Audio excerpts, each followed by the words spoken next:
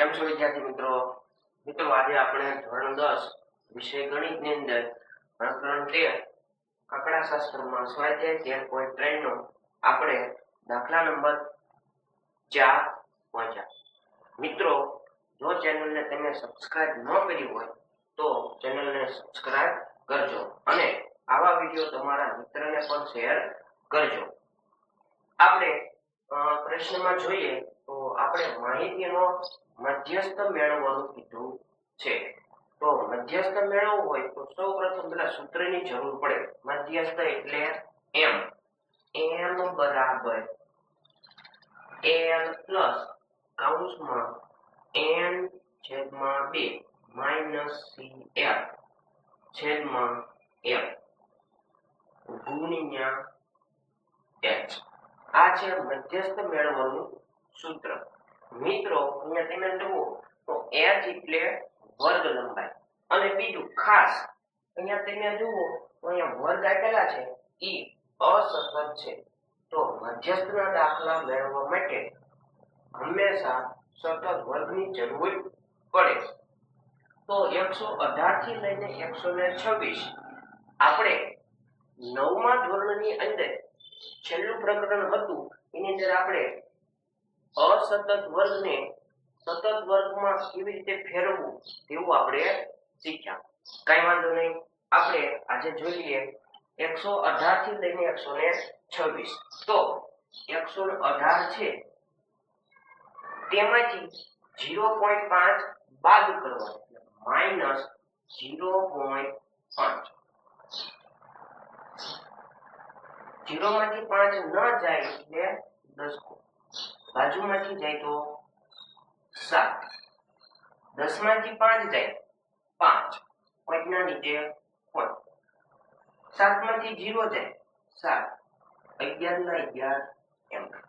જે અધસીમા હતી તે સંખ્યામાંથી આપણે 0.5 બાદ કરવાના. હવે જે ઉર્ધ્વસીમા છે તેમાં આપણે 0.5 ઉમેરવાના. એટલે કે 126 પ્લસ 0.5 5 ના 5 126.5. આ સંખ્યામાંથી 0.5 બાદ કરવાના, આ સંખ્યામાં 0.5 ઉમેરવાના. બરોબર? તો અહીંયા વર્ગ આપણને મળે 117.5 થી લઈને ક્યાં સુધી 126.5. તેવી જ રીતે આ સંખ્યામાંથી 0.5 બાદ કરવા અને આ સંખ્યામાં 0.5 ઉમેરવા. પણ હવે આપણે એવી રીતે સરવાળા કરવાની જરૂર નથી. અહીંયા તમે જુઓ તો 26.5 પૂરું થાય છે. હા, તો શરૂ ક્યારે થાય? 126.5. હવે તમે જુઓ તો કેટલા છે? 135. એમાં 0.5 ઉમેરી દો 135.5. ફરીથી આ જોઈને લખવાનું 135.5 થી લઈને ક્યાં સુધી? આમાં 0.5 ઉમેરો 144.5. પછી 144.5 આ એમના. હવે આ સંખ્યામાં 0.5 ઉમેરો 153.5. ફરીથી 153.5 માઈનસ 162.5. 162.5 થી લઈને 171.5. 171.5 થી લઈને 180.5. મિત્રો, હવે તમે જુઓ તો વર્ગ સતત પ્રકારનું છે. ખબર કેમ પડે સતત વર્ગ છે? તો અહીંયા 126 પૂરું થાય તો અહીંયા 126 શરૂ થાય. 135 પૂરું થાય તો 135 શરૂ થાય. આવા વર્ગને આપણે સતત વર્ગ કહી શકાય. હવે તમે જુઓ તો અહીંયા વર્ગ લંબાઈ કેવી છે? સમાન હશે. બધે જોજો સમાન હશે. કેવી રીતે ખબર પડે? તો 126.5 માંથી 117.5 બાદ કરી દેવાના. 126.5 એમાંથી કેટલા બાદ કરવાના 117.5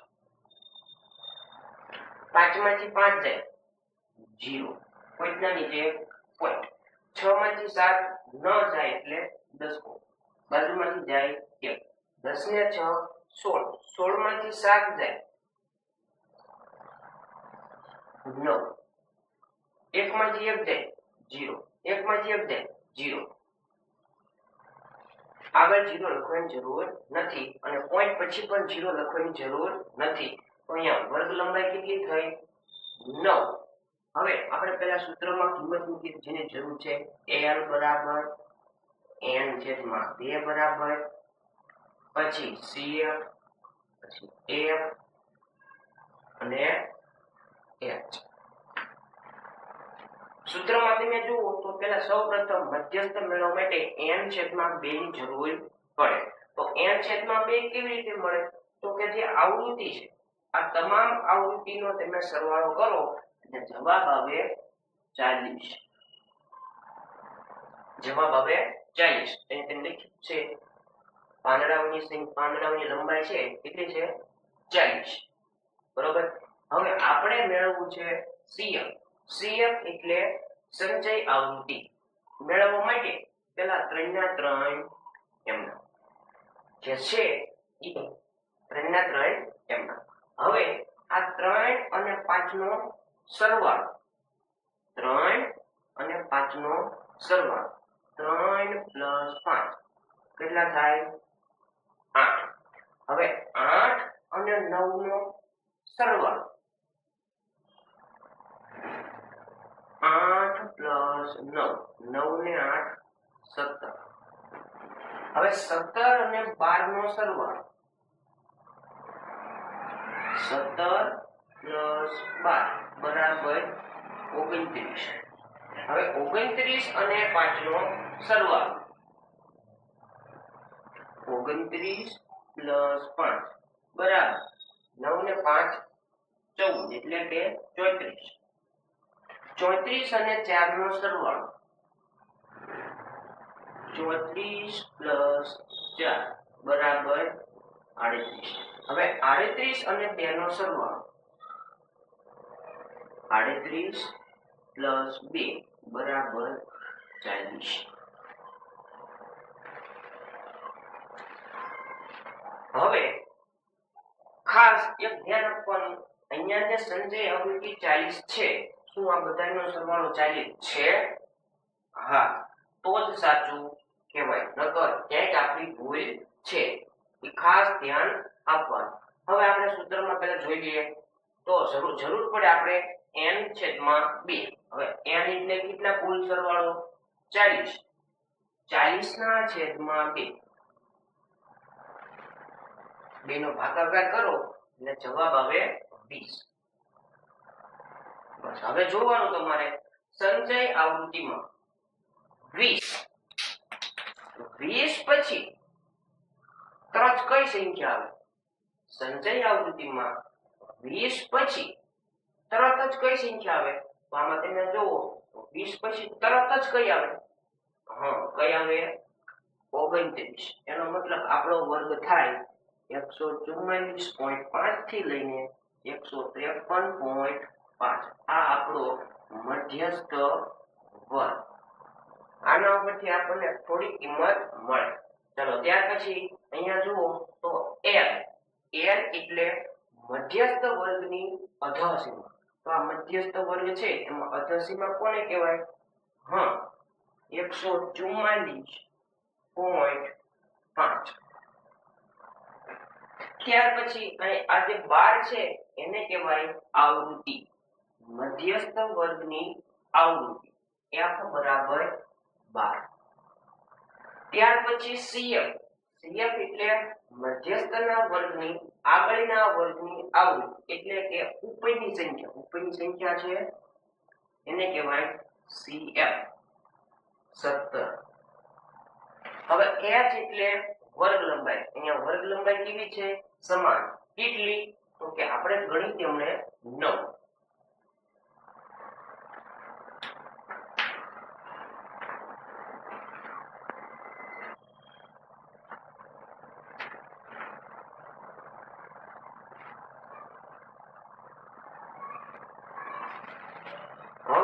આપણે સૂત્રમાં કિંમત મૂકીએ તો n ની કિંમત 144.5 પ્લસ કૌંસમાં n છેદમાં 2 એની કિંમત છે 20 માઇનસ CF 17 છેદમાં F 12 કૌંસ પૂરો ગુણ્યા h ની કિંમત 9 144.5 પ્લસ કૌંસમાં 20 માંથી 17 જાય 3 ના છેદમાં 12 ગુણ્યા 9 મિત્રો અહીંયા તમે જુઓ તો અહીંયા છેદ ઉડે છે 3 ચોક 12 144.5 પ્લસ 9 એકા 9 એના છેદમાં 4 હવે આ બંનેનો આપણે ભાગાકાર કરીએ 9 ભાગ્યા 4 4 ના ઘડિયામાં 9 4 દુ 8 1 પોઈન્ટમાં જઈએ પોઈન્ટ વધારાનો 0 4 ના ઘડિયામાં 10 4 દુ 8 2 વધારાનો 0 4 ના ઘડિયામાં 20 4 પંચા 20 એટલે કે 144.5 પ્લસ 2.25 હવે આપણે બંનેનો સરવાળો કરીએ 144.5 પ્લસ 2.25 5 7 પોઈન્ટ 4 ને 2 6 146.75 આ થઈ મધ્યસ્થ એટલે m દાખલા નંબર 4 નો જવાબ 146.75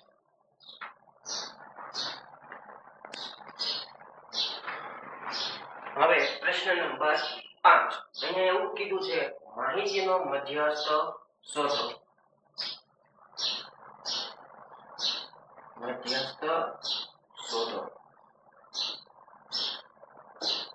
મધ્યસ્થ શોધવા માટે સૌપ્રથમ કોષ્ટકમાં જે આવૃત્તિ આપી છે હંમેશા સતત વર્ગ જ હોવી જોઈએ તો શું સતત વર્ગ છે હા 1500 થી લઈને 2000 થી લઈને 25 અહીંયા જોવો તો ઉધ્વ સીમા છે 2000 અધર સીમા છે 2000 એનો મતલબ બંને સમાન હોય તો સતત વર્ગ કહેવાય મધ્યસ્થ મેળવવા માટે પહેલા સૂત્રની જરૂર પડે સૂત્ર છે m બરાબર n છેદમાં 2 પ્લસ l પ્લસ કૌંસમાં n છેદમાં 2 માઇનસ cf છેદમાં f ગુણ્યા h રેડી મધ્યસ્થ મેળવવા માટે સૌપ્રથમ n ના છેદમાં 2 ની કિંમત મેળવવી પડે તો n ના છેદમાં 2 તો આ બધા સંખ્યાનો સરવાળો કરો ને તો અહીંયા કીધું છે કેટલો થવો પડે 400 સિગ્મા fi બરાબર 400 એનો મતલબ n ની કિંમત થઈ 400 ના છેદમાં 2 એટલે કે 200 ચલો n ની કિંમત મળી હવે આપણે જરૂર છે cf એટલે સંચય આવૃત્તિ કે જે આપણે પહેલા મેળવવી પડે તો સૌપ્રથમ 14 ના 14 m ના બરાબર હવે આ 14 અને 56 નો સરવાળો 14 પ્લસ 56 14 ને 56 70 હવે 70 અને 60 નો સરવાળો 70 પ્લસ 60 બરાબર 6 ને 7 13 130 હવે 130 અને 86 નો સરવાળો 130 પ્લસ 86 બરાબર 0 ને 6 6 8 ને 3 11 વધી 1 1 ને 1 2 216. હવે 216 અને 74 નો સરવાળો 216 પ્લસ 74 6 ને 4 10 10 નો 0 વધી 1 7 ને 1 8 8 ને 1 9 290 290 નો સરવાળો 62 છે 290 પ્લસ 62 બરાબર 0 ને 2 2 9 ને 6 15 નો 5 વધી 1 2 ને 1 352 352 નો 48 સાથે સરવાળો 352 પ્લસ 48 બંનેનો સરવાળો કરો તો 400 થાય. ફરીથી અહીંયા જે છેલ્લી સંખ્યા આવે અને આ બધાયનો સરવાળો જે થાય એ બંને હંમેશા સમાન થવો જોઈએ તો જ સાચું કહેવું. બરાબર. હવે CF મેળવવા માટે આપણે સૌપ્રથમ n ના છેદમાં 2 ની કિંમત મેળવી. કેટલી થઈ? 200. 200 પછી તરત જ આવતી સંખ્યા કઈ? CF છે એમાં 200 પછી તરત જ કઈ આવે? તો 130 આવે? ના. શું 216 આવે તરત જ? હા. કેટલી આવે? 216. વર્ગ કયો? 3000 થી લઈને 3500. આ આપણો વર્ગ.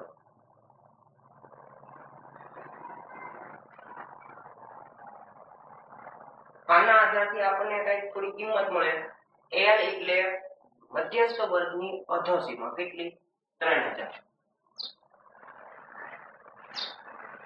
CF મધ્યસ્થ વર્ગની આગળના વર્ગની આવૃત્તિ એટલે કે સંચય આવૃત્તિ. સંચય આવૃત્તિ આગળના વર્ગની એટલે ઉપલી સંખ્યા 130. આ થાય CF 130. ત્યાર પછી F મધ્યસ્થ વર્ગની આવૃત્તિ. આ મધ્યસ્થ વર્ગ છે એની આવૃત્તિ કઈ? 86. હવે h એટલે વર્ગ લંબાઈ. બંનેની બાદબાકી કરો 500.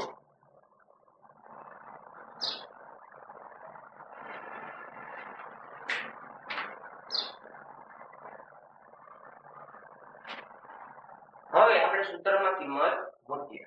l ની કિંમત 3000 પ્લસ કૌંસમાં n છેદમાં 2 200 માઈનસ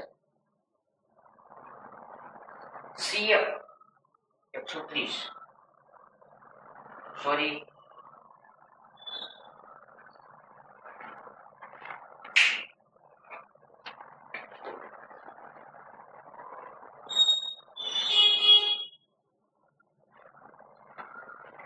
હવે આપણે સૂત્રમાં કિંમત મૂકીએ તો l ની કિંમત 3000 પ્લસ કૌંસમાં n છેદમાં 2 200 માઈનસ CF 130 છેદમાં f ની કિંમત 86 કૌંસ પૂરો ગુણ્યા h ની કિંમત 500 3000 એમના પ્લસ કૌંસમાં બંનેની બાદબાકી 200 માંથી 130 જાય 70 એના છેદમાં 86 ગુણ્યા 500 3000 પ્લસ હવે 500 નો ગુણાકાર 70 સાથે 7 35 એટલે કે 35000 એના છેદમાં 86. હવે આપણે બંનેનો ભાગાકાર કરીએ. 35000 એને ભાગ્યા 86. 86 ના ઘડિયામાં 35 ન આવે તો 86 ના ઘડિયામાં 350. અહીંયા લઈએ 86 ગુણ્યા 4 6 ચોક 24 બધી 2 8 ચોક 32 ને 2 34 કે જે 350 ની ખૂબ જ નજીક છે. તો 86 ચોક 344. 350 માંથી 344 જાય 6 ઉતાર્યો 0. 60 ના ઘડિયામાં 60 સોરી 86 ના ઘડિયામાં 60 ન આવે તો હવે આ 0 એમ ઉતરે નહીં, ભાગમાં પડી 0 પછી 0 નીચે ઉતરે. 86 ના ઘડિયામાં 600 86 ગુણ્યા 5 6 પંચા 30 વધી 3 5 અઠા 40 40 ને 3 43. આગળ જઈએ 86 6 છાયા 36 નો 6 વધી આવી 3 6 અઠા 48 48 ને 3 51. તો જે 86 સત્તા 86 ગુણ્યા 7 7 6 42 નો 2 વધી 4 8 સત્તા 56 ને 4 60. જે 600 ને વધી જાય છે એટલે ભાગ ચાલે 6 516. 0 માંથી 6 જાય ન જાય 10 9 5 10 માંથી 6 જાય તો 4 9 માંથી 1 જાય 8 પોઈન્ટમાં જઈએ પોઈન્ટ વધારાનો 0. 86 ના ઘડિયામાં 840 86 9 9 6 54 વધી 5 9 અઠા 72 72 ને 5 સત્યો. હવે આપણને ખબર છે 86 દાન 860 જે વધી જાય છે ભાગ ચાલે 9 વડે 744.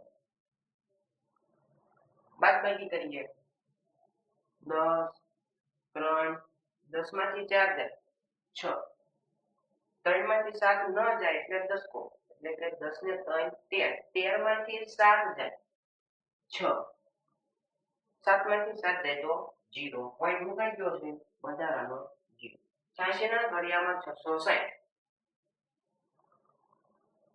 86 સત્તા 602 તો 86 ગુણ્યા 8 8 6 48 વધી 4 88 64 64 ને 4 68 688 વધી જાય છે ભાગ ચાલશે 7. બસ પોઈન્ટ પછી આપણે 2 ડિજિટ અથવા 3 ડિજિટ લઈએ 3000 પ્લસ 406.97. હવે બંનેનો સરવાળો 3000 માં 406 ઉમેરો એટલે 3406.97 એમ બરાબર. દાખલા નંબર 5 નો જવાબ 3406.97